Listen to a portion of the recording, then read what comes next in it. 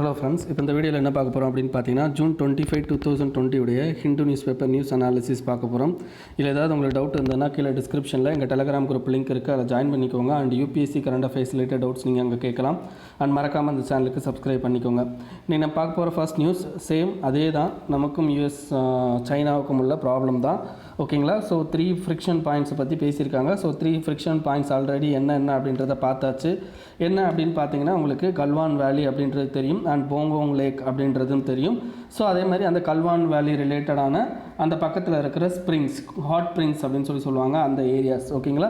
So இந்த areas எல்லாமே பார்த்திங்கன்னா நமக்கும் அவங்களுக்கும் கன்டென்ஷனில் இருக்குது. ஸோ இதுதான் வந்து என்னென்னா பர்டிகுலராக இந்த ஆர்டிக்கலை பொறுத்த வரைக்கும் வேறு எதுவும் வந்து என்ன அப்படின்னு பார்த்தீங்கன்னா உங்களுக்கு புதுசாக எதுவும் கொடுக்கல. அகெயின் வந்து சேம் அந்த பேச்சுவார்த்தைகள் இஷ்யூவை பற்றி தான் பேசியிருக்கிறாங்க. ஓகேங்களா? Again and again the same இஷ்யூவை பற்றி நீங்கள் படிக்க வேண்டாம், விட்டுடலாம்.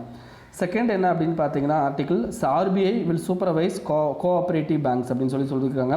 ஸோ கோஆப்ரேட்டிவ் பேங்க்ஸ் அப்படின்றது நீங்கள் வந்து கோஆப்ரேட்டிவ் சொசைட்டி அப்படின்னு சொல்லிட்டு நீங்கள் வந்து உங்களுடைய பாலிட்டி புக்கில் படிப்பீங்க. ஸோ அதை பற்றி கொஞ்சம் தெளிவாக படிச்சுக்கோங்க. இதை தவிர கோஆப்ரேட்டிவ் சொசைட்டி ஒரு ரிலேட்டடில் கோஆப்ரேட்டிவ் பேங்க் அப்படின்றதும் வரும். ஸோ ஓகே, கோஆப்ரேட்டிவ் பேங்க்னா என்ன, நார்மல் பேங்க்னா என்ன? நார்மலில் ஆர்பிஐ வந்து என்ன பண்ணுறாங்க அப்படி இப்போ உங்களுக்கு தெரியும் இந்த ஐசிஐசிஐ பேங்கு, ஓகேங்களா, ஐசிஐசிஐ பேங்கு, எஸ்பிஐ பேங்கு, ஓகேங்களா, ஆக்சிஸ் பேங்க், இந்த மாதிரி நார்மல் பேங்க் இருக்கும். இதே மாதிரி கோஆப்ரேட்டிவ் பேங்க்னு சில பேங்கை சொல்கிறாங்க. அப்படின்னா என்ன, அது ரெண்டுக்கும் டிஃப்ரென்ஸ் என்ன அப்படின்னு பார்த்தீங்கன்னா, இந்த நார்மல் ஒரு பேங்க் இருக்குது பார்த்தீங்களா, நீங்கள் நார்மலாக பார்க்குற பேங்கு, அந்த பேங்க் அப்படின்றது யாராவது ஒருத்தர் ஓனாக இருப்பார், அதுக்குன்னு ஒரு போர்டு இருப்பாங்க. அந்த போர்ட் ஆஃப் கண்ட்ரோல் வந்து என்ன பண்ணுவாங்க அப்படின்னா அந்த பேங்கை மேனேஜ் பண்ணுவாங்க. It comes under the RBI act. ஓகேங்களா? ஆர்பிஐயோட பேங்கிங் ரெகுலேஷன் ஆக்ட் கீழே வந்து என்ன பண்ணுவாங்க அப்படின்னு பார்த்தீங்கன்னா இவங்க செயல்படுவாங்க. இதுதான் வந்து என்ன அப்படின்னு பார்த்தீங்கன்னா நார்மலாக இருக்கிற ஒரு கமர்ஷியல் பேங்க். ஓகேங்களா? ஷெட்யூல்டு கமர்ஷியல் பேங்க்னு சொல்லுவோம், அல்லது கமர்ஷியல் பேங்க் அப்படின்னு சொல்லுவோம். இதில் ஏன் ஷெட்யூல்டு அப்படின்னு சொல்கிறோம் அப்படின்னா ஆர்பிஐயில் பேங்கிங் ரெகுலேஷன் ஆக்டில் சில ஷெட்யூல் இருக்கும். அந்த ஷெட்யூலுக்கு கீழே என்ன பண்ணியிருப்பாங்கன்னா சில பேங்கை மென்ஷன் பண்ணுவாங்க. தட் இஸ் கால்ட், அந்த ஷெட்யூலை ஃபாலோ பண்ணுற சில பேங்க்ஸ் இருக்கும். ஸோ அதுக்கு பேர் தான் ஷெட்யூல்டு கமர்ஷியல் பேங்க் அப்படின்னு சொல்லுவாங்க. ஓகேங்களா? ஸோ இது சரி. இதுக்கடுத்து கோஆப்ரேட்டிவ் பேங்க்னா என்ன அப்படின்னு பார்த்தீங்கன்னா, கோஆப்ரேட்டிவ் பேங்க் அப்படின்றது என்ன அப்படின்னு பார்த்தீங்கன்னா ஒரு சிங்கிள் பர்சன் வந்து ஓனராக இருக்க மாட்டார். கோஆப்ரேட்டிவ் அப்படின்னாலே என்ன அப்படின்னு பார்த்தீங்கன்னா குரூப் ஆஃப் பீப்புள் அப்படின்றது தான். ஸோ குரூப் ஆஃப் பீப்புள் என்ன பண்ணுவாங்கன்னா அந்த பேங்க்கை ஸ்டார்ட் பண்ணி அந்த பேங்க் வந்து என்னென்னா ரன் ஆகிக்கிட்டு இருக்கும். அப்போ இதில் வந்து ஒரு போர்ட் ஆஃப் மெம்பரையோ இல்லாட்டி ஒருத்தரையோ செலக்ட் பண்ணணும் அப்படின்னா தேர் வில் பி எலெக்ஷன். ஓகேங்களா? அந்த எலெக்ஷனை வந்து என்ன பண்ணுவாங்க அப்படின்னு பார்த்தீங்கன்னா உங்களுக்கு ஸ்டேட் கவர்மெண்ட் யாரை சொல்கிறாங்களோ ஒரு பாடியை நியமிப்பாங்க. அந்த பாடி என்ன பண்ணும் அப்படின்னு பார்த்தீங்கன்னா கோஆப்ரேட்டிவ் சொசைட்டி பேங்க்குள்ளே ஒரு எலெக்ஷன் வைப்பாங்க. அந்த எலெக்ஷன் மூலமாக தேர்ந்தெடுக்கப்படுறவங்க அந்த பர்டிகுலர் விஷயத்துக்கு வந்து என்னென்னா ஹெட்டாக இருப்பாங்க. ஓகேங்களா? இதுதான் வந்து பர்டிகுலர் பேங்க்குக்கு ஹெட்டாக இருப்பாங்க. That is called cooperative societies bank. சரி, இது எந்த ஆக்டுக்கு கீழே மெயின்டைன் பண்ணப்படுது அப்படின்னு பார்த்தீங்கன்னா இது வந்து சொசைட்டி அப்படின்றது வர்றதுனால இது இப்போ ஒவ்வொரு ஸ்டேட்டுக்கும் தனித்தனியான ஆக்ட் இருக்குது. ஸோ கோஆப்ரேட்டிவ் சொசைட்டிஸ் ஆக்ட் அப்படின்னு சொல்லிட்டு ஒரு ஆக்ட் இருக்கும். அந்த ஆக்டுக்கு கீழே தான் என்ன பண்ணுவாங்க அப்படின்னு பார்த்தீங்கன்னா இந்த கோஆப்ரேட்டிவ் பேங்க்ஸ் அப்படின்றது ரிஜிஸ்டர் செய்யப்படும். ஓகேங்களா? சரி, இதை யார் வந்து ரெகுலேட் பண்ணுவா? இப்போ நார்மலாக இருக்கிற பேங்க்கெல்லாம் யார் ரெகுலேட் பண்ணுவாங்க அப்படின்னு பார்த்தீங்கன்னா உங்களுக்கு ஆர்பிஐ வந்து ரெகுலேட் பண்ணுவாங்க அப்படின்றது நார்மலாக நமக்கு தெரியும். அப்போ இந்த பர்டிகுலர் கோஆப்ரேட்டிவ் பேங்கை யார் ரெகுலேட் பண்ணுவாங்க அப்படின்னு பார்த்தீங்கன்னா கரண்ட்டாக இப்போ யார் ரெகுலேட் பண்ணுவாங்க அப்படின்னு பார்த்தீங்கன்னா ஆர்பிஐ as well as பார்த்தீங்கன்னா யாருன்னா registrar of cooperative society, registrar of cooperative society அப்படின்னு சொல்லிட்டு ஒருத்தர் இருப்பாங்க. அவங்க ஒவ்வொரு ஸ்டேட்டுக்கும் ஒவ்வொருத்தர் இருப்பாங்க. ஸோ அந்த ரிஜிஸ்டர் ஆஃப் கோஆப்ரேட்டிவ் சொசைட்டி அவரும் அந்த ஆர்பிஐயும் சேர்ந்து என்ன பண்ணுவாங்கன்னா உங்களுக்கு கோஆப்ரேட்டிவ் சொசைட்டிஸை வந்து என்ன மேனேஜ் பண்ணுவாங்க. இப்போ என்ன இந்த ஆர்டிக்கலில் கொடுத்துருக்காங்க அப்படின்றத நம்ம இப்போ பார்க்க போகலாம். இப்போ நான் என்ன சொல்லியிருக்கேன், இந்த ரெகுலேஷனுக்கு இந்த 2 பேர் வருவாங்கன்னு சொல்லியிருக்கேன். ஏன்னா அந்த பர்டிகுலர் கோஆப்ரேட்டிவ் பேங்க்ஸ் அப்படின்றது எந்த ஆக்டு கீழே செயல்படுது அப்படின்னு பார்த்தீங்கன்னா கோஆப்ரேட்டிவ் சொசைட்டிஸ் ஆக்டு கீழே செயல்படுது. There is no banking regulation act. அதுக்கு பார்த்தீங்கன்னா பேங்கிங் ரெகுலேஷன் ஆக்ட் கிடையாது. ஓகேங்களா? இப்போ என்ன ஆயிடுச்சு அப்படின்னு பார்த்தீங்கன்னா உங்களுக்கு லேட்டஸ்ட்டாக Punjab and Maharashtra cooperation bank அப்படின்னு சொல்லிட்டு ஒரு பேங்க் இருக்குது. அந்த பேங்க்கில் நிறைய ஃப்ராடு நடந்திருக்கும். ஸோ அது that is called cooperative bank. அந்த ஃப்ராடுக்கு அப்புறமா என்ன இருக்கும் அப்படின்னு பார்த்தீங்கன்னா மிகப்பெரிய லெவலில் எக்கனாமிக் கிரைசிஸ் அந்த பர்டிகுலர் பேங்க்னால கிரியேட் ஆகும். ஸோ இதை தடுக்கிறதுக்காண்டி என்ன பண்ணியிருக்காங்க அப்படின்னு பார்த்தீங்கன்னா ஆர்பிஐ இனிமேல் என்ன பண்ணுவாங்க அப்படின்னு பார்த்தீங்கன்னா சூப்பர்வைஸ் கோஆப்ரேட்டிவ் பேங்க்ஸ் அப்படின்னு சொல்லியிருக்காங்க. ஏன்னா இதுக்கு முன்னாடி ஆர்பிஐ தானே சூப்பர்வைஸ் பண்ணாங்க, அது என்ன இப்போ மட்டும் தனியாக சொல்கிறீங்க அப்படின்னு கேட்டிங்கன்னா, இதுக்கு முன்னாடி யார் வருவா அப்படின்னு பார்த்தீங்கன்னா ரிஜிஸ்ட்ரி ஆஃப் கோஆப்ரேட்டிவ் சொசைட்டி இருப்பார். அவர் தான் என்ன பண்ணுவார் அப்படின்னு பார்த்தீங்கன்னா அட்மினிஸ்ட்ரேஷன் மேனேஜ்மெண்ட் எல்லாத்தையும் யார் பார்த்துப்பாங்க அப்படின்னா அவங்க பார்த்துப்பாங்க. ஆர்பிஐ என்ன மாதிரி விஷயங்கள் பார்த்துப்பாங்க அப்படின்னா இந்த மணி ரிலேட்டட், ஓகேங்களா, லோன் ரிலேட்டட், பேங்கிங் ரிலேட்டட் விஷயங்களை ஆர்பிஐ பார்த்துப்பாங்க. இந்த மாதிரி ரெண்டு தனித்தனியாக பிரித்து 2 பேர் ரெகுலேட் பண்ணிக்கிட்டு இருந்தாங்க. இப்போ ஆர்பிஐ தான் ஃபுல்லாக சூப்பர்வைஸ் பண்ண போகிறாங்க. சரி, அது எந்தெந்த பேங்கை வந்து சூப்பர்வைஸ் பண்ண போகிறாங்க? எல்லா கோஆப்ரேட்டிவ் பேங்க் ஆனால் கிடையாது. உங்களுக்கு கோஆப்ரேட்டிவ் பேங்கை 2ஆக பிரிக்கலாம். என்ன அப்படின்னு பார்த்தீங்கன்னா உங்களுக்கு அர்பன் கோஆப்ரேட்டிவ் பேங்க்ஸ் வந்து ரூரல் கோஆப்ரேட்டிவ் பேங்க்ஸ்னு பிரிக்கலாம். இந்த அர்பன் கோஆப்ரேட்டிவ் பேங்க்ஸை இன்னும் எப்படி பிரியும் அப்படின்னு பார்த்தீங்கன்னா மல்டி ஸ்டேட் கோஆப்ரேட்டிவ் பேங்க்ஸ்னு பிரியும். ஓகேங்களா, அதாவது என்னென்னு பார்த்தீங்கன்னா நல்லா ஞாபகம் வச்சுக்கோங்க, கோஆப்ரேட்டிவ் பேங்க்ஸை 2ஆக பிரிப்போம். ஒன்று வந்து ரூரலு, இன்னொன்று பார்த்தீங்கன்னா அர்பன்னு. ஓகேங்களா, இதில் அர்பன்லேயே என்ன ஆகும் அப்படின்னு பார்த்தீங்கன்னா உங்களுக்கு 2 ஸ்டேட்டுக்கும் காமனாக வந்து கோஆப்ரேட். இப்போ தமிழ்நாட்டில் ஒரு கோஆப்ரேட்டிவ் பேங்க் இருக்குது அப்படின்னா it may be open in பக்கத்து ஸ்டேட்டான கர்நாடகாவில் ஓப்பன் பண்ணலாம். ஸோ அந்த particular multi state cooperative banks and urban banks இந்த ரெண்டையுமே இனிமேல் யார் வந்து ஃபுல்லாக ரெகுலைஸ் பண்ண போகிறாங்க அப்படின்னு பார்த்தீங்கன்னா ஆர்பிஐ. அப்போ ரூரல் கோஆப்ரேட்டிவ் பேங்கை யார் பார்த்துப்பா? இதுக்கு முன்னாடி எப்படி பார்த்துக்கிட்டாங்களோ like RBI and register of cooperative society இவங்க 2 பேருமே சேர்ந்து பார்த்துப்பாங்களே தவிர உங்களுக்கு வந்து ஃபுல்லாக வந்து ஆர்பிஐ வந்து இன்சார்ஜ் எடுத்துக்க மாட்டாங்க. ஸோ நல்லா புரிஞ்சுக்கோங்க, நான் 2க்கும் டீப்பான டிஃப்ரென்ஷியேஷன் சொல்லியிருக்கேன். உங்களுக்கு ப்ரிலிம்ஸ் பாயிண்ட் ஆஃப் வியூ பொறுத்த வரைக்கும் டேரெக்டாக அந்த கொஷினை வந்து உங்களுக்கு கேட்கலாம். ஓகேங்களா, யார் வந்து கோஆப்ரேட்டிவ் பேங்கை ரெகுலேட் பண்ணுறா அப்படின்ற மாதிரியான கொஷின் கேட்கலாம். அதர்வைஸ் செகண்ட் எப்படி கேட்கலாம் அப்படின்னா கோஆப்ரேட்டிவ் சொசைட்டிஸை பற்றி கொஷின் கேட்கலாம். ஓகேங்களா, இது 2 தான் உங்களுக்கு ப்ரிலிம்ஸ் பாயிண்ட் ஆஃப் வியூவில் முக்கியமான விஷயம். நெக்ஸ்ட் மெயின்ஸ் பாயிண்ட் ஆஃப் வியூவில் எப்படி அப்படின்னு கொஷின் கேட்கலாம் அப்படின்னு பார்த்தீங்கன்னா கோஆப்ரேட்டிவ் பேங்க் அப்படின்றத நம்ம ஓவராலாக பார்த்துக்கிட்டு இருக்கோம். அப்போ இதை என்ன பண்ண சொல்லுவோம் அப்படின்னு பார்த்தீங்கன்னா கிரிட்டிசைஸ் பண்ண சொல்லுவோம். அதாவது என்னென்னு பார்த்தீங்கன்னா கோஆப்ரேட்டிவ் பேங்கோட working and their negative problems related to the regulations அப்படின்ற மாதிரி கொஷின் கேட்டாங்க அப்படின்னா இந்த பர்டிகுலராக இந்த Punjab and Maharashtra cooperative bank ஃப்ராடை பற்றி நீங்கள் எழுதணும். ஓகேங்களா, அந்த ஃப்ராடை பற்றி எழுதிட்டு அதுக்கப்புறம் நீங்கள் வந்து இந்த மாதிரி வந்து ஆர்பிஐ வந்து இந்த மாதிரி ஸ்டெப் எடுத்திருக்காங்க அப்படின்னு சொல்லிட்டு எழுதுனீங்கன்னா உங்களுக்கு GS3 பேப்பரில் இந்த மாதிரி கொஷின் கேட்டாங்கன்னா நீங்கள் வந்து அந்த மாதிரி ஆன்சர் எழுதி கம்ப்ளீட் பண்ணுறதுக்கு கரெக்டாக இருக்கும். ஓகேங்களா, ஸோ இதுதான் வந்து என்ன அந்த பர்டிகுலர் இதில் தெரிஞ்சிக்க வேண்டியது. ஸோ இது புரிஞ்சிருக்கும்னு நினைக்கிறேன். நெக்ஸ்ட் என்ன அப்படின்னு பார்த்தீங்கன்னா ஆக்சுவலாக வந்து என்னென்னா தமிழ்நாட்டு நியூஸ் பேப்பரில் பார்த்தீங்கன்னா கஸ்டடியல் டெத்தை பற்றி பேசியிருப்பாங்க. கஸ்டடியல் டெத், ஓகேங்களா, கஸ்டடியல் டெத் அப்படின்றது இப்போ லேட்டஸ்ட்டாக நான் நேற்றே சொன்னேன். அதாவது என்னென்னு பார்த்தீங்கன்னா உங்களுக்கு பர்டிகுலராக அந்த கோயில்பட்டி இதில் அந்த வணிகரையும் அந்த வணிகரோட பையனையும் வந்து என்ன பண்ணியிருப்பாங்க அப்படின்னா அரெஸ்ட் பண்ணிட்டு போயிருப்பாங்க. பட் என்ன பண்ணிட்டாங்க அப்படின்னு பார்த்தீங்கன்னா அவங்க இறந்துட்டாங்க பிகாஸ் ஆஃப் சம் ப்ராப்ளம்ஸ் அப்படின்னு சொல்லி கொடுத்துருக்காங்க. பட் அதில் வந்து போலீஸோட பிரச்சனை இருக்குது அப்படின்னு சொல்லிட்டு என்ன பண்ணியிருக்காங்க அப்படின்னு பார்த்தீங்கன்னா உங்களுக்கு ப்ராப்ளம் கொண்டு வந்திருக்காங்க. ஸோ இந்த கஸ்டடியல் டெத் அப்படின்னா மீனிங் என்ன அப்படின்னு பார்த்தீங்கன்னா போலீஸ் கஸ்டடியில் இருக்கும்போது ஒரு குற்றவாளியோ அல்லது அந்த விசாரணை கைதியை வந்து இறக்குறதுக்கு பேர் தான் கஸ்டடியல் டெத் அப்படின்னு சொல்லுவாங்க. இப்போ உங்களுக்கு இன்னொரு கேஸும் ஞாபகம் வந்திருக்கும். இந்த சுவாதி கொலை வழக்கில் அந்த ராம்குமார் அப்படிங்கிற பையன் வந்து இறந்து போயிருப்பார். ஓகேங்களா, கஸ்டடியல் டெத்தில் இறந்து போயிருப்பார். ஸோ அந்த கேஸையும் ஞாபகம் வச்சுக்கோங்க, பர்டிகுலராக இந்த கேஸையும் ஞாபகம் வச்சுக்கோங்க. அப்போ கஸ்டடியல் டெத்தாக கண்டிப்பாக வந்து உங்களுக்கு ப்ரிலிம்ஸ் பாயிண்ட் ஆஃப் வியூவில் வராது, மெயின்ஸ் பாயிண்ட் ஆஃப் வியூவில் கஸ்டடியல் டெத் கொஷின் வரலாம். ஓகேங்களா, GS2 பேப்பரில் அட்மினிஸ்ட்ரேஷன் ரிலேட்டடில் வரும். ஸோ அப்படி கஸ்டடியல் டெத் வரும்போது நீங்கள் வந்து பர்டிகுலராக அந்த 2 கேஸையும் எழுதி நீங்கள் கஸ்டடியல் டெத்துக்கு என்ன பண்ணலாம் அப்படின்னு பார்த்தீங்கன்னா போலீஸ் ரிஃபார்ம்ஸை பற்றி எழுதலாம். ஓகேங்களா, second ARC commission report, second administrative reforms commission கொடுத்த ரிப்போர்ட்டை பற்றி நீங்கள் அங்கே எழுதலாம். ஓகேங்களா, ஸோ இதுதான். நெக்ஸ்ட் என்ன அப்படின்னு பார்த்தீங்கன்னா merger of Rajya Sabha and Lok Sabha channels in final stage. நமக்கு தெரியும் ராஜ்யசபா டிவி, லோக்சபா டிவி. நம்ம கூட இப்போ மெயின்ஸ் பாயிண்ட் ஆஃப் வியூ பார்க்கணும் அப்படின்னா அதிகமாக என்ன பண்ணுவோம் அப்படின்னு பார்த்தீங்கன்னா ராஜ்யசபா டிவி பார்ப்போம்.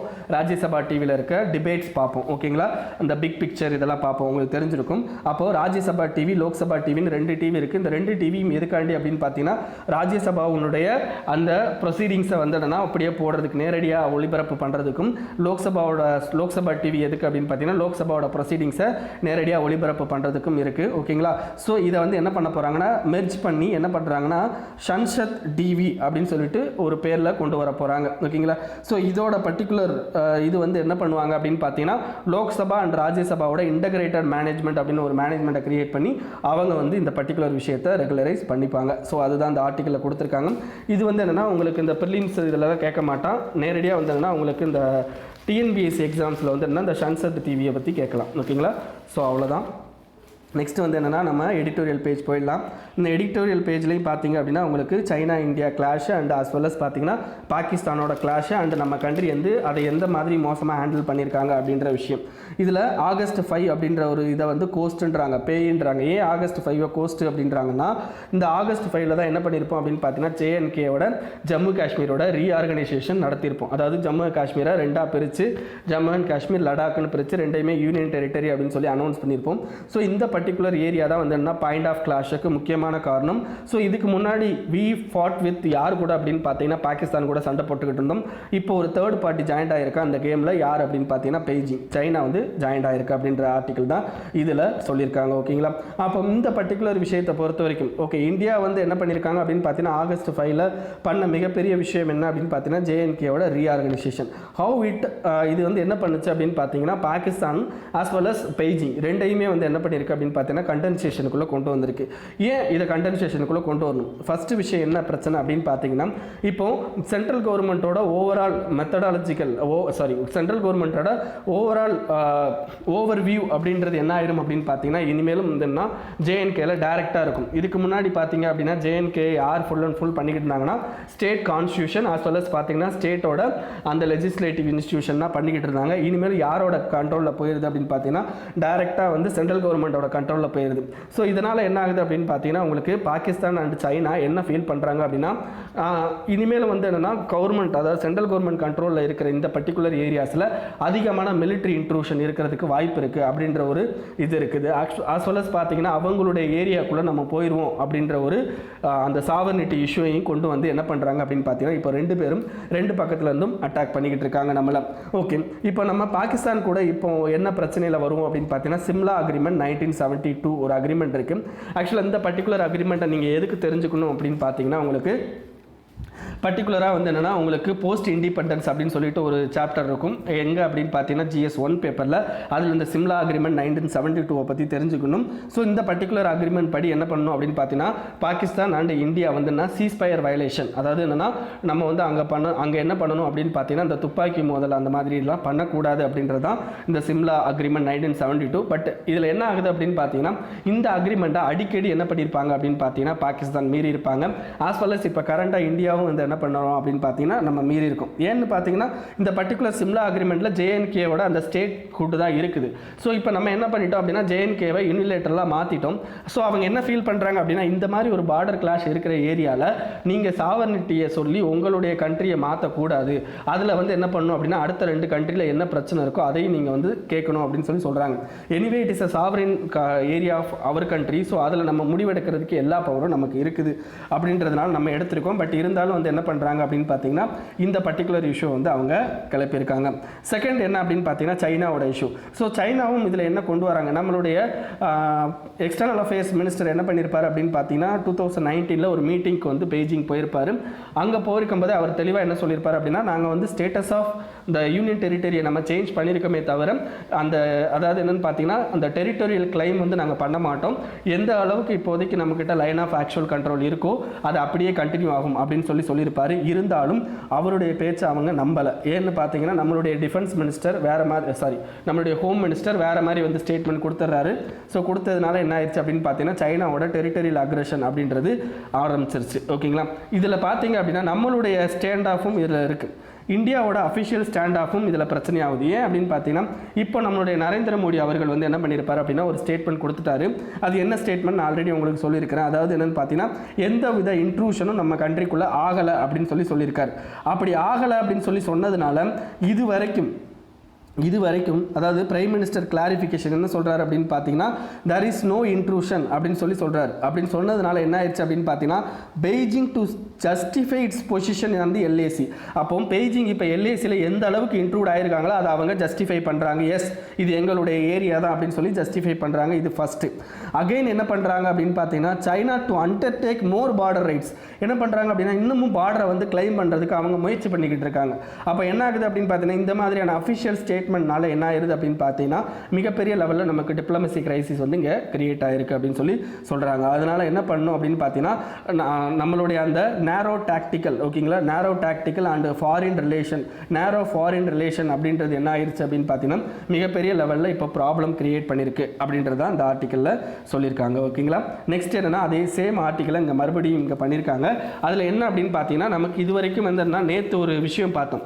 இந்தியாவும் சைனாவும் அவங்களுடைய ஹை கமிஷனில் வந்து என்ன பண்ணுறாங்க அப்படின்னு பார்த்தீங்கன்னா ஸ்டாஃப்ஸை வந்து ரெடியூஸ் பண்ணுறாங்க அப்படின்ற ஒரு விஷயம் பார்த்தோம். இந்த மாதிரி ஸ்டாஃபை ரெடியூஸ் பண்ணுறது அப்படின்றது பார்த்தீங்கன்னா 2001 வந்து நம்மளுடைய பார்லிமெண்ட் அட்டாக் நடந்திருக்கும். அப்போது தான் இந்த பர்டிகுலர் கம்மி பண்ணுற விஷயத்தை நம்ம பண்ணியிருப்போம். பட் என்ன ஆயிடுச்சு அப்படின்னு பார்த்தீங்கன்னா இப்போ பண்ணதுனால இவங்க என்ன சொல்கிறாங்க அப்படின்னு பார்த்தீங்கன்னா இமீடியட் ரிப்பேருக்கு வந்து இனிமேல் கஷ்டம். இனிமேல் வந்து 2 கண்ட்ரி இமீடியட்டாக வந்து ஒரு ப்ராப்ளத்தை சால்வ் பண்ணுறது அப்படின்றது ரொம்ப கஷ்டமான விஷயம். ஏன்னா 2 பேர்லையும் ஹை கமிஷன் அவ்வளோ பெரிய ஸ்ட்ரென்த் இல்லை ஃபார் அந்த ஏதாவது டிப்ளமேட்டிக் பேச்சுவார்த்தை நடத்துறதுக்கும் அந்த அளவுக்கு வந்து நம்மக்கிட்ட அந்த ஸ்ட்ரென்த் இல்லாதப்போ இது வந்து என்ன ஆகுது அப்படின்னு பார்த்தீங்கன்னா அந்த 2 பேருடைய அந்த க்ளோஸ் ரிலேஷன்ஷிப் அப்படின்றது அஃபெக்ட் ஆகும் அப்படின்றத சொல்லியிருக்காங்க. ஓகேங்களா, இதுக்கு அடுத்து என்னென்னா நம்மளுடைய பார்லிமெண்ட் அட்டாக் நடந்துச்சு பார்த்தீங்களா, அதுக்கு நம்ம எதிர்த்தாக்குதல் பண்ணுறதுக்காண்டி ஒரு ஆப்ரேஷன் கொண்டு வந்திருப்போம். அதை இதில் மென்ஷன் பண்ணியிருக்காங்க, ஆப்ரேஷன் பரக்ராம் அப்படின்றத ஞாபகம் வச்சுக்கோங்க. அவ்வளோதான், உங்களுக்கு பிலிம்ஸ் பாயிண்ட் ஆஃப் வியூவில் ஆப்ரேஷன் பரக்ராம் பற்றி கேட்கலாம். நெக்ஸ்ட் என்ன அப்படின்னு பார்த்தீங்கன்னா the perils of follow the leader syndrome. Leader சிண்ட்ரோம்னா என்ன அப்படின்னு பார்த்தீங்கன்னா நம்ம ஒருத்தரை லீடர் அவர் தான் வந்து நம்மளுடைய எல்லா கஷ்டங்களையும் தீர்க்க வந்த தலைவர் அப்படின்னு சொல்லி நம்புகிறோம் பார்த்தீங்களா, அந்த நம்புறதுக்கான அபாயம் அதுதான் இது இந்த ஆர்டிக்கலை பற்றி பேசுகிறாரு. ஸோ நம்ம இப்போ எந்த லீடரை பற்றி பேசியிருப்போம் அப்படின்னு சொல்லி உங்களுக்கே தெரியும். ஓகேங்களா, ஸோ நம்ம தலைவரை பற்றி தான் பேசிக்கிட்டு இருக்கோம். ஓகேங்களா, ஸோ அந்த பர்டிகுலர் பற்றி தான் இவங்களும் வந்து அந்த ஆர்டிக்கலில் வந்து மென்ஷன் பண்ணியிருக்காங்க. எப்படி வந்து நம்ம நரேந்திர மோடி அவர்களுடைய அந்த particular steps related to pandemic as well as பார்த்தீங்கன்னா ஹேண்ட்லிங் சைனா ரிலேஷன்ஷிப் அப்படின்றது எந்த அளவுக்கு ஒர்ஸாக போயிருக்கு அப்படின்றத அந்த ஆர்டிக்கலில் பேசியிருக்காங்க. ஓகேங்களா, ஸோ இந்த பர்டிகுலர் பேண்டமிக் அப்படின்றத நீங்கள் கொண்டு வந்தீங்க அப்படின்னு பார்த்தீங்கன்னா டிசாஸ்டர் மேனேஜ்மெண்ட் ஆக்ட் அப்படின்றத பற்றி நீங்கள் பர்டிகுலராக தெரிஞ்சிருக்கணும். டிசாஸ்டர் மேனேஜ்மெண்ட் ஆக்ட் 2005 அப்படின்றத பற்றி தெரிஞ்சிருக்கணும். ஸோ இந்த பர்டிகுலர் டிசாஸ்டர் மேனேஜ்மெண்ட் ஆக்ட் இப்போ எதுக்கு மோடியை வந்து உள்ளே இழுக்கிறாங்க அப்படின்னு பார்த்தீங்கன்னா உங்களுக்கு டிசாஸ்டர் மேனேஜ்மெண்ட் ஆக்ட் அப்படின்றது பார்த்தீங்க அப்படின்னா அதன் மூலமாக என்ன பண்ணலாம் அப்படின்னு பார்த்தீங்கன்னா there should be a disaster management authority அப்படின்னு சொல்லிட்டு ஒரு அத்தாரிட்டி, நேஷனல் டிசாஸ்டர் மேனேஜ்மெண்ட் அத்தாரிட்டின்னு ஒரு அத்தாரிட்டி இருப்பாங்க. அந்த அத்தாரிட்டி என்ன பண்ணுவாங்க அப்படின்னு பார்த்தீங்கன்னா உங்களுக்கு டிசாஸ்டர் ரிலேட்டட் பிளானை கிரியேட் பண்ணுவாங்க. So we have a national disaster management plan 2016. National disaster management plan 2016 ஒரு மேனேஜ்மெண்ட் பிளான் இருக்குது. ஆஸ் வெல் அஸ் பார்த்தீங்க அப்படின்னா நம்ம கண்ட்ரியில் national disaster management fund national disaster response fund அப்படின்னு ஒரு ஃபண்ட் இருக்குது. ஆஸ் வெல் அஸ் நம்ம கண்ட்ரியில் இன்னொரு ஃபண்ட் இருக்குது. என்ன அப்படின்னா நேஷ்னல் டிசாஸ்டர் மிட்டிகேஷன் ஃபண்ட். ஓகேங்களா, அப்போ இந்த மாதிரியான ஃபண்டு இதெல்லாம் வந்து என்னென்னா நம்ம கண்ட்ரியில் இருக்குது. அப்போ national disaster management authority, state disaster management authority, அதுக்கப்புறம் பார்த்தீங்கன்னா national disaster response fund, national disaster mitigation fund, அதுக்கடுத்து பார்த்தீங்கன்னா national disaster management plan 2016. So இத்தனை விஷயமும் இருக்குது. ஸோ இத்தனை விஷயத்துக்கு கீழே we have to create some regularization அப்படின்றது நம்ம வந்து கிரியேட் பண்ணணும். ஆஸ் வெல் அஸ் பார்த்தீங்கன்னா இதுக்கு ஆக்ட் இருக்கிறதுனால we have a rule of law. அப்போ ரூல் ஆஃப் லாவை தான் நம்ம ஃபாலோ பண்ணணும் அப்படின்ற ஒரு விஷயம் இருக்குது. அதே மாதிரி பார்த்தீங்க அப்படின்னா இந்த பர்டிகுலர் NDRF NDMFல இருக்க ஃபண்டு எல்லாமே என்ன பண்ணுவாங்க அப்படின்னு பார்த்தீங்கன்னா CAG ஆடிட் பண்ணுவார். இந்த ஃபண்டை எந்த அளவுக்கு வந்து நம்ம கவர்மெண்ட் யூட்டிலைஸ் பண்ணியிருக்காங்க, அதன் மூலமாக எந்த அளவுக்கு ரிசல்ட் வந்து கிரியேட் ஆயிருக்கு அப்படின்ற மாதிரியான அந்த பர்டிகுலர் விஷயத்தை வந்து யார் பண்ணுவாங்க அப்படின்னு பார்த்தீங்கன்னா CAG பண்ணுவாங்க. பட் இப்போ கவர்மெண்ட் என்ன பண்ணிட்டாங்க அப்படின்னு பார்த்தீங்கன்னா இந்த NDRF national disaster response fund இன்ஆக்டிவில் இருக்குது. அதான் ரொம்ப ரொம்ப முக்கியம். நேஷ்னல் டிசாஸ்டர் ரெஸ்பான்ஸ் ஃபண்ட் வந்து இன்ஆக்டிவில் இருக்குது. ஏன் இது இன்ஆக்டிவில் இருக்குது அப்படின்னு பார்த்தீங்கன்னா நம்ம PM வந்து என்ன பண்ணிட்டார் அப்படின்னு பார்த்தீங்கன்னா PM கேர் ஃபண்ட் அப்படின்னு சொல்லிட்டு ஒரு ஃபண்டை கிரியேட் பண்ணியிருக்காரு. இந்த பர்டிகுலர் PM கேர் ஃபண்டுனால என்ன ஆகுது அப்படின்னு பார்த்தீங்கன்னா நேஷ்னல் டிசாஸ்டர் ரெஸ்பான்ஸ் ஃபண்டுக்கு போக வேண்டிய அமௌண்ட்டு இந்த பர்டிகுலர் PM கேர் ஃபண்டுக்கு போய்கிட்டு இருக்கு. அப்போ PM கேர் ஃபண்டு சரி நேஷனல் டிசாஸ்டர் ரெஸ்பான்ஸ் ஃபண்ட் பார்த்தீங்க அப்படின்னு பார்த்தீங்கன்னா உங்களுக்கு பர்டிகுலராக அதை CAG ஆடிட் பண்ணுவார். பட் இந்த பர்டிகுலர் PM கேர் ஃபண்ட் அப்படின்றது பார்த்தீங்கன்னா ஆடிட் பண்ணுறதுக்கு ஆள் கிடையாது. அப்போ தேர் இஸ் நோ அதாவது என்னென்னு பார்த்தீங்கன்னா ஒரு டிரான்ஸ்பரன்சி அப்படின்றது இந்த பர்டிகுலர் பிஎம் கேர் ஃபண்ட் அப்படின்றதுல இல்லை. அதேமாதிரி என்டிஆர்எஃப் அப்படின்றதுல பார்த்தீங்க அப்படின்னு பார்த்தீங்கன்னா உங்களுக்கு ரைட் டு இன்ஃபர்மேஷன் ஆக்ட் கீழே நீங்கள் வந்து அதை பெற்றுக்கொள்ள முடியும் என்னென்ன செலவு பண்ணுறாங்க அப்படின்னு சொல்லிட்டு. பட் இந்த PM care fund right to information act கீழே வராது. அப்போ எந்த மாதிரியான அமௌண்ட்டு செலவு பண்ணுறாங்க அப்படின்றது இது கரெக்டான விஷயம். எந்த மாதிரியான அமௌண்ட் செலவு பண்ணுறாங்க அப்படின்றது பீப்புளுக்கு தெரியாமல் போகும். தேர்ட் என்ன பாயிண்ட் அப்படின்னு பார்த்தீங்கன்னா இப்போ லேட்டஸ்ட்டாக லோக்கஸ்ட் அட்டாக் நடந்துச்சு. இந்த லோக்கஸ்ட் அட்டாக் எந்த ஃபண்டை யூஸ் பண்ணியிருப்பாங்க அப்படின்னா என்டிஆர்எஃப் ஃபண்டை யூஸ் பண்ணியிருப்பாங்க. அப்போ லோக்கஸ்ட்டுக்கு அட்டாக் யூஸ் பண்ண ஃபண்டை நீங்கள் ஏன் வந்து கோவிட்-19க்கு அட்டாக்கு யூஸ் பண்ணலை? அப்போது கோவிட்-19 அட்டாக்கை விட லோக்கஸ்ட் அட்டாக்கை பெரிய லெவலில் இருந்து எடுத்திருக்கீங்க அப்படின்ற மாதிரியான ஒரு கிரிட்டிசிசம் இந்த பர்டிகுலர் இந்த ஆர்டிக்கலில் பேசியிருக்காங்க. இதை தவிர என்ன அப்படின்னு பார்த்தீங்கன்னா we have a disaster national disaster management plan. ஓகேங்களா, நேஷனல் டிசாஸ்டர் மேனேஜ்மெண்ட் பிளான் ஒரு பிளான் இருக்குது. இந்த பர்டிகுலர் பிளானை வந்து என்ன பண்ணணும் அப்படின்னு பார்த்தீங்கன்னா அடாப்ட் பண்ணி அதில் இருக்க அந்த ரெகுலேஷன் இதெல்லாம் வந்து ஃபாலோ பண்ணியிருக்கணும். பட் இன்ன வரைக்கும் அந்த நேஷனல் டிசாஸ்டர் மேனேஜ்மெண்ட் பிளானில் என்னென்ன ரெகுலேஷன் சொல்லியிருக்கோ அதை நம்ம கவர்மெண்ட் ஃபாலோ பண்ணலை. இதனால் என்ன ஆயிடுச்சு அப்படின்னு பார்த்தீங்கன்னா உங்களுக்கு மிகப்பெரிய லெவலில் கிரைசிஸ் அப்படின்றது இப்போ இன்க்ரீஸ் ஆகிக்கிட்டே போகுது அப்படின்றதையும் இந்த ஆர்டிக்கலில் சொல்லியிருக்காரு. as well as பார்த்தீங்கன்னா இந்தியா சைனா ரிலேஷன்ஷிப்பையும் இந்த ஆர்டிக்கலில் அவர் மென்ஷன் பண்ணியிருக்கார். ஓகேங்களா, ஸோ இதுதான். நெக்ஸ்ட் என்ன அப்படின்னு பார்த்தீங்கன்னா உங்களுக்கு signalling intend India needs enhanced manufacturing capability and improved efficiency. இதாவது இப்போ லேட்டஸ்ட்டாக வந்து என்ன அப்படின்னு பார்த்தீங்கன்னா GEM, அதாவது கவர்மெண்ட் மார்க்கெட் பிளேஸ் அப்படின்னு சொல்லிட்டு உங்களுக்கு சொன்னேன், நேற்று ஆர்டிக்கலில் சொல்லியிருப்பேன், அதை பற்றி டீட்டெயில்டாக எக்ஸ்பிளைன் பண்ணியிருப்பேன். இந்த பர்டிகுலர் மார்க்கெட் பிளேஸில் என்ன பண்ணியிருப்பாங்க அப்படின்னு பார்த்தீங்கன்னா இந்தியனைஸ்டு ப்ராடக்ட்டை வந்து அதிகமாக யூஸ் பண்ணணும் அப்படிங்கிறதுக்காண்டி கண்ட்ரி ஆரிஜின் ஆஃப் ப்ராடக்ட் அப்படின்ற விஷயத்தை மென்ஷன் பண்ண சொல்லியிருப்பாங்க. as well as பார்த்தீங்கன்னா இன்னொரு விஷயம் என்ன அப்படின்னு பார்த்தீங்கன்னா அந்த பர்டிகுலர் ப்ராடக்ட்டில் இந்தியனோட அந்த பர்சன்டேஜ் எவ்வளோ இருக்குது, இந்தியன் ப்ராடக்டோட பர்சன்டேஜ் எவ்வளோ இருக்குது அப்படின்றதையும் மென்ஷன் பண்ண சொல்லியிருப்பாங்க. Anyway it is good for make in India அல்லது பார்த்தீங்கன்னா இந்தியாவோட மேனுஃபேக்சரிங் அல்லது ஃபாரின் டைரக்ட் இன்வெஸ்ட்மெண்ட்டுக்கு it's very good action. But இருந்தாலும் என்ன அப்படின்னு பார்த்தீங்கன்னா we need enhanced manufacturing capability and improved efficiency அப்படின்றத இந்த ஆர்டிக்கலில் சொல்லியிருக்காங்க. ஸோ மற்றது எல்லாமே அப்படின்னு பார்த்தீங்கன்னா உங்களுக்கு நார்மலாக வந்து என்னென்னா சொல்லியிருக்காங்க. நேற்று நம்ம ஒரு மேப் கூட பார்த்தோம், மேப்ன்ற பாருங்க, ஒரு பர்டிகுலர் டேட்டா பாயிண்டில் வந்து என்ன ஒரு கிராஃப் பார்த்தோம். அதில் என்ன பார்த்தீங்கன்னா இந்தியா வந்து எந்த அளவுக்கு சைனாவை நம்பி இருக்கும் அப்படின்ற விஷயத்தையும் நம்ம பார்த்தோம். ஸோ அதையும் இதில் கனெக்ட் பண்ணுங்கள். ஓகேங்களா, நெக்ஸ்ட் என்ன அப்படின்னு பார்த்தீங்கன்னா ரொம்ப இம்பார்ட்டண்ட் ஆர்டிக்கலுங்க இது. The many questions about favipiravir. அதாவது இந்த ஃபேவிபிராவர் அப்படின்றது என்ன அப்படின்னு பார்த்தீங்கன்னா ஃபஸ்ட்டு நம்ம கண்ட்ரியில் அப்ரூவ் பண்ணப்பட்ட கோவிட்-19க்கான ஒரு மாத்திரை அப்படின்னு சொல்லலாம். இந்த பர்டிகுலர் கோவிட்-19க்கான மாத்திரை யாருக்கு யூஸ் பண்ண போகிறாங்க அப்படின்னு பார்த்தீங்கன்னா கோவிட்-19 வந்து என்னென்னா மைல்டாக இருக்கிறவங்களுக்கும் ஓரளவுக்கு மீடியம் அட்டாக்ல இருக்கிறவங்களுக்கும் இதை யூஸ் பண்ண போகிறாங்க. ஓகேங்களா, பர்டிகுலராக இந்த ஆர்டிக்கல் என்ன பண்ணியிருக்காங்க அப்படின்னா இப்போ நம்ம கண்ட்ரியில் director control general of India DCGA இவர் என்ன பண்ணியிருக்காரு அப்படின்னு பார்த்தீங்கன்னா given approval to particular favipiravir medicine. இந்த மெடிசனுக்கு வந்து என்ன பண்ணியிருக்காரு, அப்ரூவ் கொடுத்துருக்காரு. இந்த அப்ரூவல் அப்படின்றது எந்த பேசிஸில் கொடுத்தாரு அப்படின்றத இந்த ஆர்டிக்கலில் இவங்க கேட்குறது. ஸோ ரொம்ப இம்பார்ட்டன்ட் ஆர்டிக்கல். நான் சொல்கிற விஷயங்கள்லாம் நீங்கள் பேக்ரவுண்டில் படிக்கணும், கண்டிப்பாக படிக்கணும். ஓகேங்களா, ஸோ ரொம்ப இம்பார்ட்டன்ட். ஸோ இந்த ஆர்டிக்கல் போகிறதுக்கு முன்னாடி ஓகேங்களா, இந்த ஆர்டிக்கல் போகிறதுக்கு முன்னாடி நான் சில விஷயங்கள்லாம் உங்களுக்கு எக்ஸ்பிளைன் பண்ணிடுறேன். அதுக்கப்புறம் வந்து இந்த ஆர்டிக்கலுக்கு போகலாம். ஓகேங்களா, ஸோ அந்த ஆர்டிக்கலுக்கு போகிறதுக்கு முன்னாடி ஃபஸ்ட் என்ன அப்படின்னு பார்த்தீங்கன்னா இப்போ நம்ம கண்ட்ரியில் ஒரு மாத்திரையை வந்து அப்ரூவ் பண்ணணும். ஓகேங்களா, ஒரு மாத்திரையை அப்ரூவ் பண்ணணும் அப்படின்னா என்னென்ன டீட்டெயில்டு விஷயங்கள் பண்ணணும் அப்படின்றத நம்ம பார்க்கலாம். ஓகேங்களா, நம்ம கண்ட்ரியில் ஒரு மாத்திரையை அப்ரூவ் பண்ணணும் அப்படின்னு பார்த்தீங்கன்னா director control general of India என்ன பண்ணணும் அப்படின்னு பார்த்தீங்கன்னா சப்ஜெக்ட் எக்ஸ்பர்ட் கமிட்டி அப்படின்னு ஒரு கமிட்டியை கிரியேட் பண்ணணும். சப்ஜெக்ட் எக்ஸ்பர்ட் கமிட்டி அப்படின்ற ஒரு கமிட்டியை கிரியேட் பண்ணணும். அந்த கமிட்டி என்ன பண்ணுவாங்க அப்படின்னு பார்த்தீங்கன்னா இந்த பர்டிகுலர் மாத்திரையோ ஏதோ ஒரு மருந்தோ உள்ள வர்றதை செக் பண்ணுவாங்க.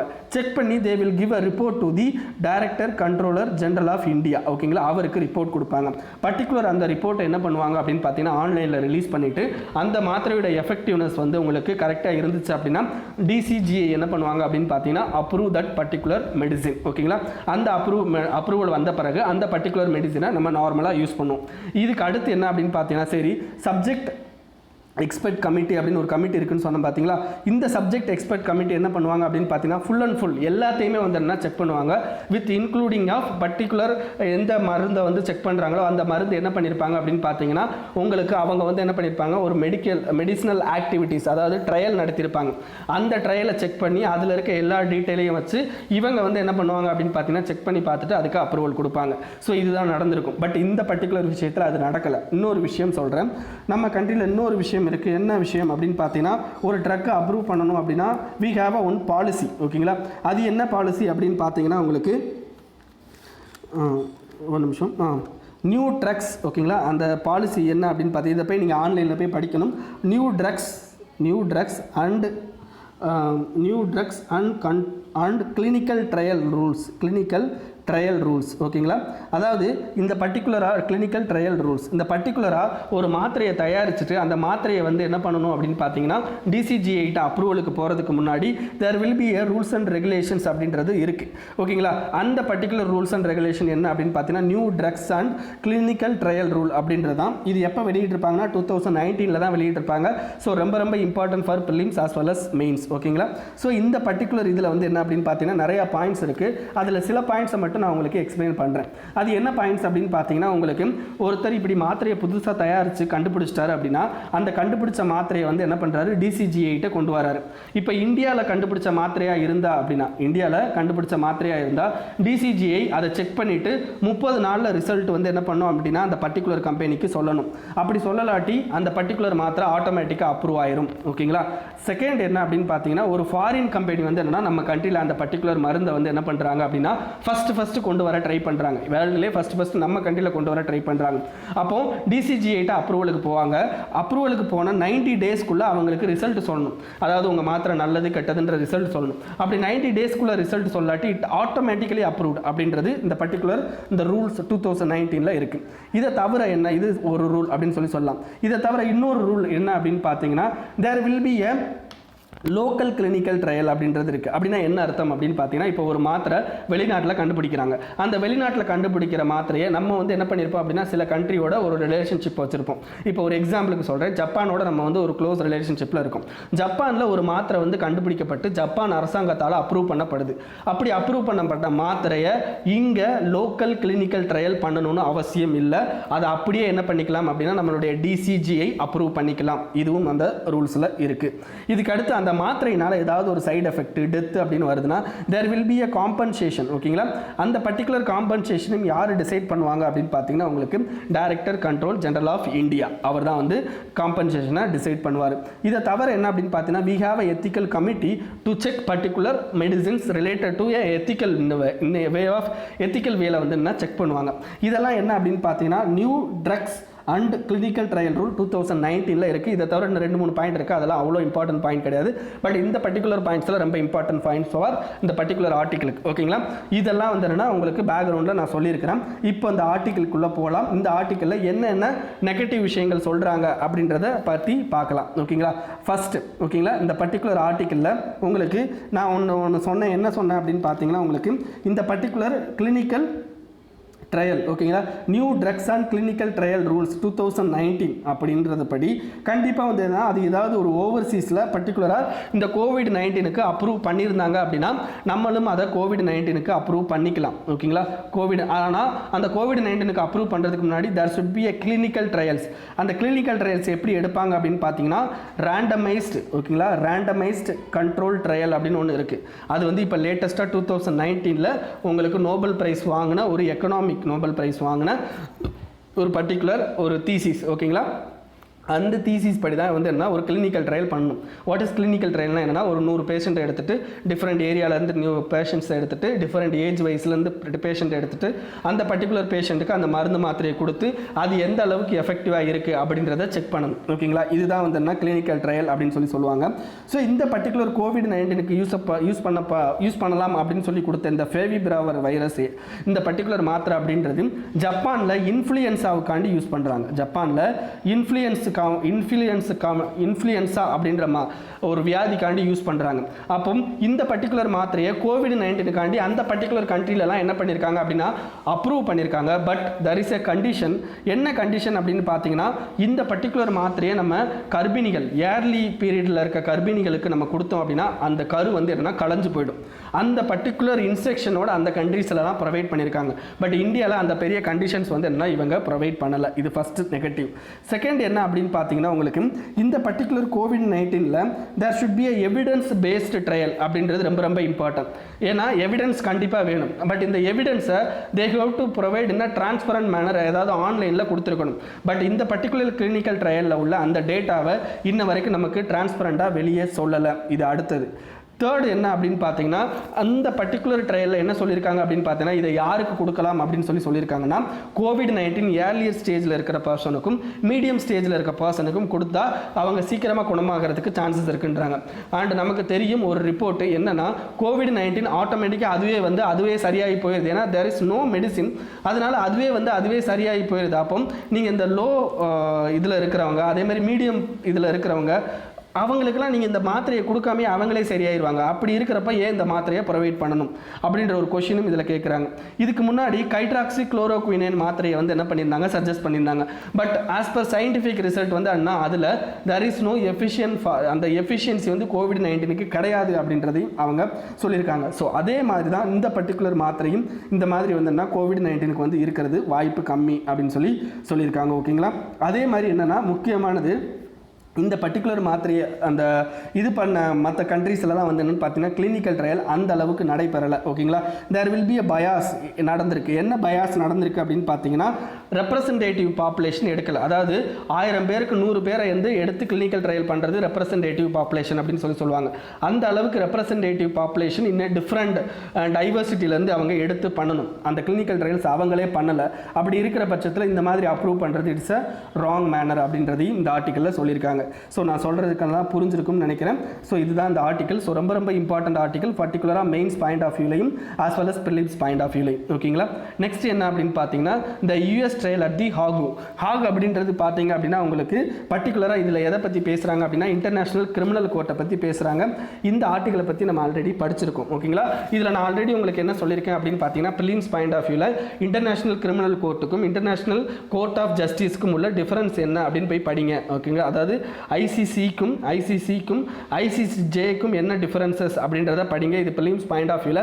ஆஸ் வெல் அஸ் பார்த்தீங்கன்னா மெயின்ஸ் பாயிண்ட் ஆஃப் வியூவில் ரொம்ப ரொம்ப இம்பார்ட்டண்ட்டான ஒரு விஷயம். ஆஸ் வெல் அஸ் பார்த்தீங்க அப்படின்னா இந்த ஐசிசியில் ஓகேங்களா இன்டர்நேஷனல் கிரிமினல் கோர்ட்டில் இந்தியா வந்து மெம்பரா அப்படின்னு கேட்டால் இந்தியா மெம்பர் கிடையாது. யூஎஸ் மெம்பரா அப்படின்னு கேட்டால் யூஎஸ் வந்து மெம்பர் கிடையாது. ஓகேங்களா? ஆனால் ஆப்கானிஸ்தான் மெம்பர். இதில் என்ன பிரச்சனை அப்படின்னு பார்த்தீங்கன்னா, ஆப்கானிஸ்தான் இந்த பர்டிகுலர் ஐசிசி அப்படின்றது எதை விசாரிக்கும் அப்படின்னு பார்த்தீங்கன்னா, உங்களுக்கு பர்டிகுலராக ஒரு கண்ட்ரியில், அதாவது அவங்களுடைய மெம்பர் கண்ட்ரியில் நடக்கிற ஜெனோசைடு இனப்படுகொலை, அதே மாதிரி பார்த்தீங்கன்னா இந்த வார் கிரைமு, ஓகேங்களா, அப்புறம் இண்டிவிஜுவல் கிரைமு, இது எல்லாத்தையுமே யார் பார்ப்பாங்க அப்படின்னா இந்த ஐசிசி அந்த பர்டிகுலர் மெம்பர் கண்ட்ரியில் பார்த்துப்பாங்க. ஆப்கானிஸ்தான் இப்போ அங்கே மெம்பர் கண்ட்ரியாக இருக்கிறதுனால ஆப்கானிஸ்தானில் என்ன பண்ணியிருக்காங்க அப்படின்னா யூஎஸ் வந்து அவங்களுடைய படைகளை நிப்பாட்டி 2002 இன்ன வரைக்கும் போராடிக்கிட்டு இருக்காங்க. ஓகேங்களா? சாரி 3லேருந்து ஓகேங்களா 2003லேருந்து இன்ன வரைக்கும் போராடிக்கிட்டு இருக்காங்க. அப்போ அவங்க நிறைய ரேப்பு, மர்டரு, ஓகேங்களா, ஜெனோசைடு இனப்படுகொலை இதெல்லாம் அங்கே பண்ணியிருக்கிறதா என்ன பண்ணியிருக்காங்க அப்படின்னா கம்ப்ளைண்ட் போயிருக்கு. ஸோ அந்த கம்ப்ளைண்ட்டை இப்போ ஐசிசி விசாரிக்குது. அந்த ஐசிசி விசாரிக்கிறதுனால என்ன பண்ணுறாங்க அப்படின்னு பார்த்தீங்கன்னா, யூஎஸ் பர்டிகுலராக என்னென்னா யூஎஸில் வந்து ஒரு ஆக்ட் இருக்குது. அது என்ன ஆக்ட் அப்படின்னு பார்த்தீங்கன்னா American service members protection act அப்படின்னு சொல்லிட்டு இருக்கு. ஸோ சர்வீஸ் மெம்பர் ப்ரொடெக்ஷன் ஆக்ட்னா அங்கே பர்டிகுலராக மிலிட்ரி பர்சனை வந்து ப்ரொடெக்ட் பண்ணுற ஆக்ட். இந்த ஆக்ட் படி கண்டிப்பாக வந்து அந்த அமெரிக்கன் ஃபோர்ஸஸை யார் ப்ரொடெக்ட் பண்ணணும் அப்படின்னா அந்த அமெரிக்கன் பிரசிடென்ட் வந்து ப்ரொடெக்ட் பண்ணணும். ஸோ அதுக்காண்டி என்ன பண்ணியிருக்காரு அப்படின்னு பார்த்தீங்கன்னா ஐசிசி இன்டர்நேஷனல் கிரிமினல் கோர்ட் இருக்குது பார்த்தீங்களா, அந்த ஐசிசியில் உள்ள மெம்பர்ஸ் யாரெல்லாம் இந்த பர்டிகுலர் கேஸை விசாரிக்கிறாங்களோ அவங்களுக்கு வந்து அவங்க மேலே தடைகள் விதிச்சிருக்காங்க. என்ன தடைகள் அப்படின்னா travel ban, as well as பார்த்தீங்கன்னா அவங்களுடைய அக்கௌண்ட் வந்து அந்த கண்ட்ரியில் இருந்துச்சு அப்படின்னா அதை ஃப்ரீஸ் பண்ணுறது. ஸோ இந்த ரெண்டையுமே பண்ணியிருக்கிறாங்க. ஓகேங்களா? So prelims and mains point of வியூவில் இதை பார்த்துக்கோங்க.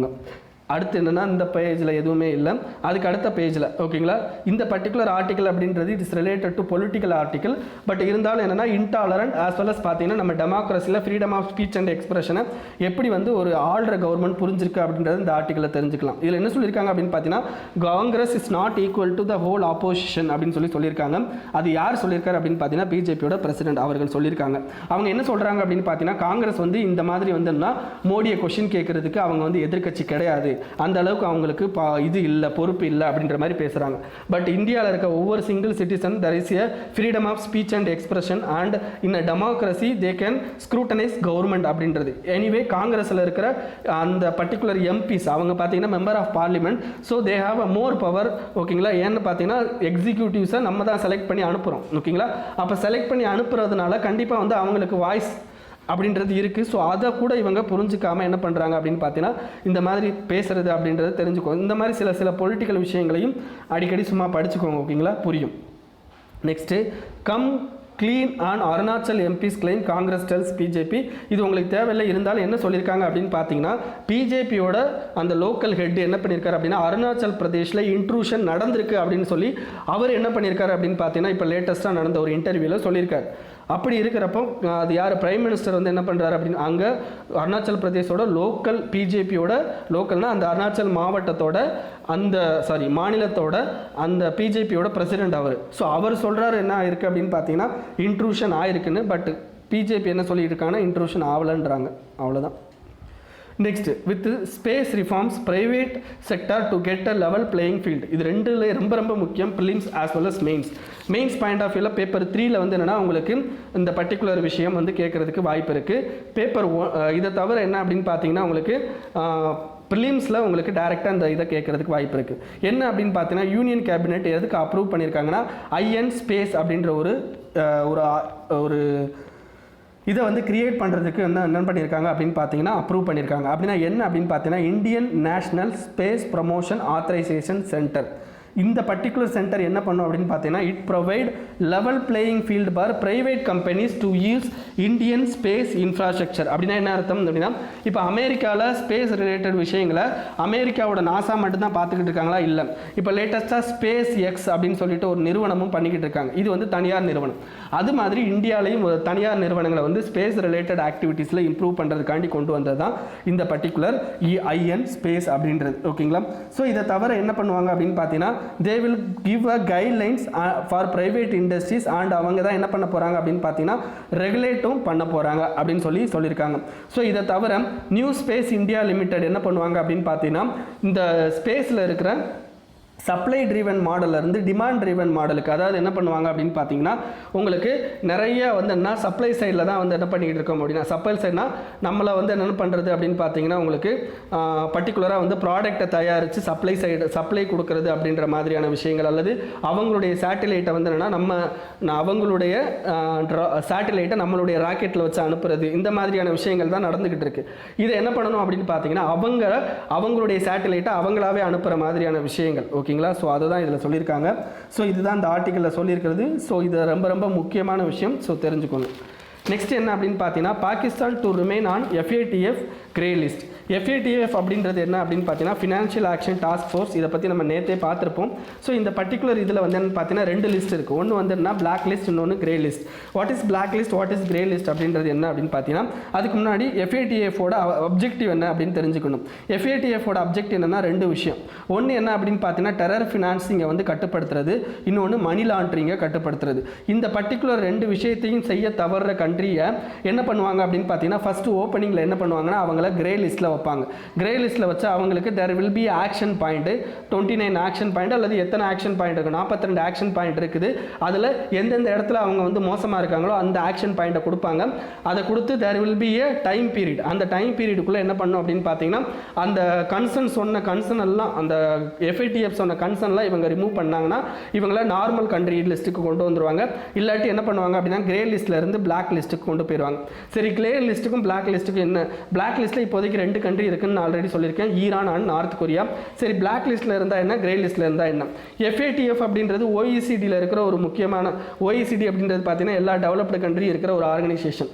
அந்த FATFல அந்த எல்லா கண்ட்ரியும் மெம்பர் கூட ஓகேங்களா. அப்போ இந்த பர்டிகுலர் ஒரு கண்ட்ரியை கிரே லிஸ்ட்டில் வச்சாங்க அப்படின்னா இந்த பர்டிகுலராக என்ன பண்ணுவாங்கன்னா இந்த எக்கனாமிக் சாங்ஷன் போடுறதுக்கு சான்சஸ் இருக்குது. அதேமாதிரி IMF இந்த வேர்ல்டு பேங்க்லலாம் அந்த பர்டிகுலர் கண்ட்ரி கிரே லிஸ்ட்டில் இருக்க கண்ட்ரி வந்து கடன் வாங்க முடியாது. ஸோ இந்த மாதிரியான விஷயம்லாம் இருக்குது. அதேமாதிரி அது பிளாக் லிஸ்ட்டில் போயிடுச்சுன்னா there will be a separation. ஓகேங்களா, எல்லா கண்ட்ரிலேருந்தும் அவங்கள செப்பரேட் பண்ணிடுவாங்க ட்ரேட் ரிலேட்டடாக. எப்படி வந்து இப்போ ஈரானையும் நார்த் கொரியாவும் பண்ணியிருக்காங்களோ அது மாதிரி பண்ணிடுவாங்க. ஓகேங்களா, ஸோ தெரிஞ்சு வச்சுக்கோங்க. ஸோ இதுதான் இப்போ வந்து என்ன பண்ணியிருக்காங்க அப்படின்னா ஆல்ரெடி 2 எக்ஸ்டென்ஷன் கொடுத்தாங்க, இப்போ 3rd எக்ஸ்டென்ஷனும் கொடுத்துருக்குறாங்க. ஓகேங்களா, யாருக்கு அப்படின்னு பார்த்தீங்கன்னா உங்களுக்கு பாகிஸ்தானுக்கு. Next education gap widened. இதில் யுனெஸ்கோ வந்து என்னென்னா இப்போ ஒரு ரிப்போர்ட் விட்டுருக்காங்க.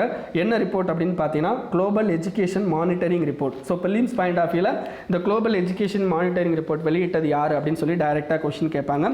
ஸோ இது மெயின்ஸ் பாயிண்ட் ஆஃப் வியூவில் ரிலேட்டட் டு எஜுகேஷன் நம்ம கொஸ்டின் கேட்டாங்க அப்படின்னா கிட்டத்தட்ட என்ன ஆயிருக்கு அப்படின்னு பார்த்தீங்கன்னா 40% of low and middle income countries வந்து என்ன பண்ணியிருக்காங்க அப்படின்னு பார்த்தீங்கன்னா இந்த அதாவது எஜுகேஷனல் லெவலில் வந்து என்ன பண்ணிருக்காங்க அப்படின்னு பார்த்தீங்கன்னா இந்த கிரைசிஸ் பீரியடை காட்டி ஒன்றுக்கு மிகப்பெரிய லெவலில் வந்து என்ன எஜுகேஷன் ரிலேட்டடாக சப்போர்ட் அப்படின்றது அவங்க பண்ணலை. ஓகேங்களா, கிட்டத்தட்ட 91% ஆஃப் ஸ்டூடெண்ட் வந்து என்ன இருக்காங்க அப்படின்னு பார்த்தீங்கன்னா அவுட் ஆஃப் ஸ்கூல் வந்து இருக்கிறாங்க அப்படின்னு சொல்லியிருக்காங்க.